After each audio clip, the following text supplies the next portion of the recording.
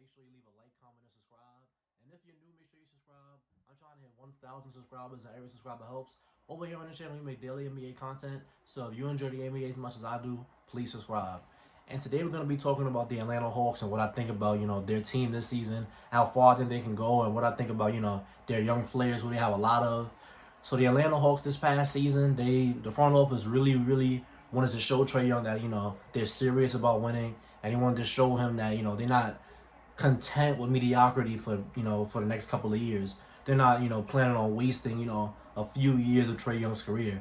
So they went out, they got Bogdan, they gave him 4 years, 72, which is, kind of a big bag for Bogdanovich. But I'm just calling him Bogey because I get confused about the guy in the Jazz. So that's a real big bag for Bogey. They went out and got Danilo Gallinari. He's a scorer. That's fine. They went out and got Rajon Rondo in free agency, and they drafted Onyeka Okongwu, who I think is a great draft pick for them.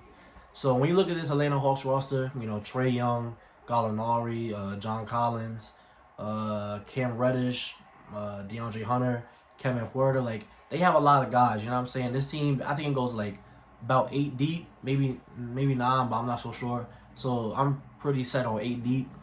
But when you look at this team, there's a whole lot of offense. Trae Young can shoot the lights out. He can pass it real well. John Collins is, an athletic, rolling big man. And, he's really athletic, great lob catcher, all of that. Danilo Gallinari, great shooter. He can score, not get to the rim, but he can, shoot the mid-range shot, shoot the three-point shot. Kevin Huerter is, good three-point shooter. He's, solid there. Cam Reddish, who I think has a lot of potential, is, I think he's going to take some strides this year in shot creation stuff. Because last year, he didn't seem to be too comfortable playing the NBA game. But I think this year, he'll finally, find his way next to all these stars that he's playing with. Not all these stars, but, next to all these offensive guys he's playing with. And, Onyeka Okongwu, I think he's pretty long. He could also be a lob threat like John Collins is, but I think he has a way to go to, improve his offensive game. Defensively, I think Okongwu might be their best defender, even though he's a rookie, and, that's really going to be the story of the Hawks. Because when your best defender is a rookie, it's kind of like, where's the defense at? Trae Young can't guard. Cam Reddish can't guard. Gallinari can't guard. Hunter can't guard. Like, they have a lot of guys who just... Collins can't guard. Like, when I say guard, play defense. So the story of the year for the Atlanta Hawks, they're going to have to outscore a lot of teams. And I don't think that's, a sustainable way to win games. Because when you look at the Atlanta Hawks, nobody in the front court nor the back court is really striking fear defensively in other teams.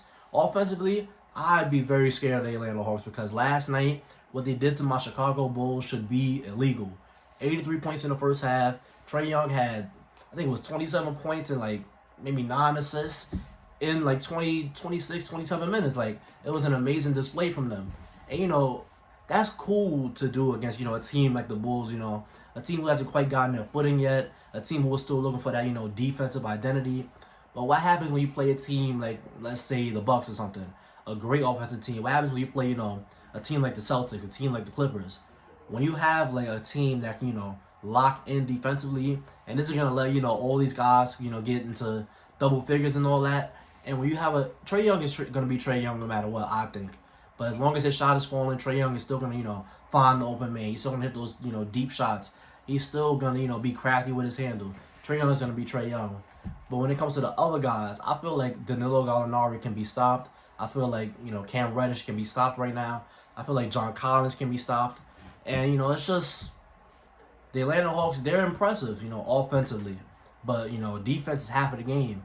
And, I'm not one of those people that puts, a huge emphasis on defense, but I do think that you do need some semblance of being a good defensive team if you want to compete in the playoffs, because regular season, you're playing team after team after team, you got to switch up your personnel, your rotations on that and all that, because, in the playoffs, you usually have a set rotation, and you usually change the personnel, to defend the team that you're facing.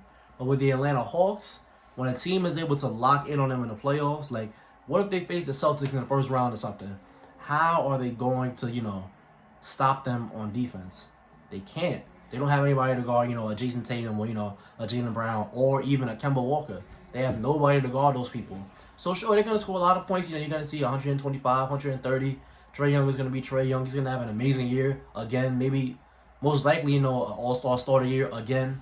And I think Cam Reddish will take some leaps. But other than that, I don't really see how the Atlanta Hawks make it out of the first round. I do think they're a playoff lock because, I think I've seen a couple people on Twitter like, the Atlanta Hawks aren't going to the playoffs. They don't have enough. I think offensively, they have enough to, win the amount of games to slip into the 8th seed.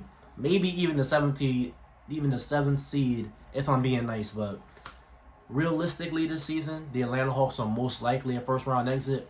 And I don't mean to sound so negative in this video because I'm really not trying to be. The Atlanta Hawks, they're a good young team, but you need defense. You need, veterans, defensive veterans. And, their best wing defender is probably Tony Snell. And Tony Snell is Tony Snell. And that's not a good sign. And their best front court defender is probably Okongwu. That's not a good sign. Like, I commend, the Atlanta front office for, getting these guys and just helping Trae Young compete against teams because it seemed like last year, the whole offense was Trae Young. And if Trae Young wasn't hot, if Trae Young wasn't cooking, nobody was cooking. Like, it just wasn't a good game for the Hawks. But this year, I think, the coach is going to spread the offense around. I think it's Lloyd Pierce. That might be his name. Lloyd Pierce is probably going to, spread the offense around, let Kevin Huerter get some looks, let Cam Reddish get some looks. Lots of pick and roll between Trae Young and John Collins. And, just lots of good offensive stuff. But defensively, I just don't see the Atlanta Hawks being able to stop, these top teams. You know what I'm saying? That's really my thoughts on the whole situation. But, yeah, let me know what you think in the comments down below, man. But if you see anything in this video, thank you. Don't forget to like, comment, and subscribe. And I'll see you on the next one.